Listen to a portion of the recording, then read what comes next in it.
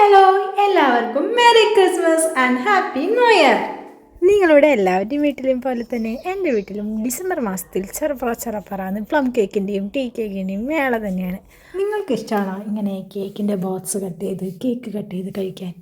എനിക്ക് നല്ല ഇഷ്ടം. എന്താണെന്നറിയില്ല, കേക്ക് കട്ട് ചെയ്യുമ്പോൾ ഒരു പ്രത്യേക ഫീലിംഗ് ആണ്. എന്തോ ക്രിസ്മസ് ആകുമ്പോൾ നമുക്ക് എല്ലാവർക്കും ഈ പ്ലം കേക്കിനോടും ടീ കേക്കിനോടും പ്രത്യേക ഒരു ഇഷ്ടമാണല്ലേ.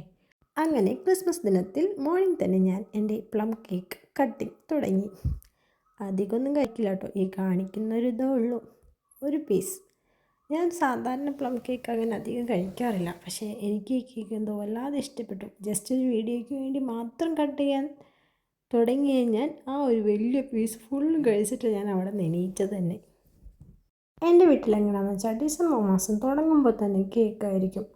കേക്ക് തീരുമ്പോൾ വാങ്ങിക്കും. നമ്മളങ്ങനെ കേക്കിൻ്റെ ഒരു ബോക്സ് പ്രത്യേകമുണ്ട്, അത് ഒരിക്കലും ഇങ്ങനെ കാലിയായി കിടക്കില്ല.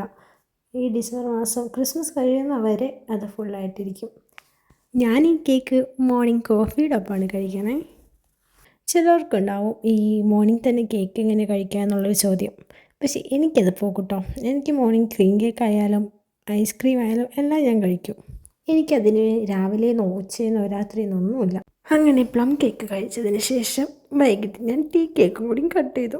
കാരണം പ്ലം കേക്ക് മാത്രം നമ്മൾ ശ്രദ്ധിച്ചു കഴിഞ്ഞാൽ ടീ കേക്കിന് അതൊരു വിഷമമാവില്ലേ. അങ്ങനെ ഞാൻ ടീ കേക്കും ഒരു പീസ് കഴിച്ചു.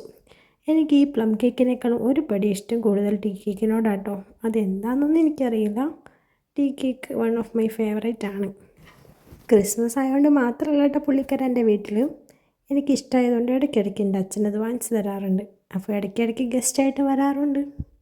ഞാൻ ശ്രദ്ധിച്ചിട്ടുള്ളതാണ്, മിക്ക ആളുകൾക്കും ഈ ടീ കേക്കിനോട് വലിയ പുച്ഛമാണ്. അതെന്താണാവോ, എന്തായാലും എനിക്ക് ഭയങ്കര ഇഷ്ടമാണ്. സോ ഇത്രയുള്ള എൻ്റെ കേക്ക് കട്ടിങ് വീഡിയോ.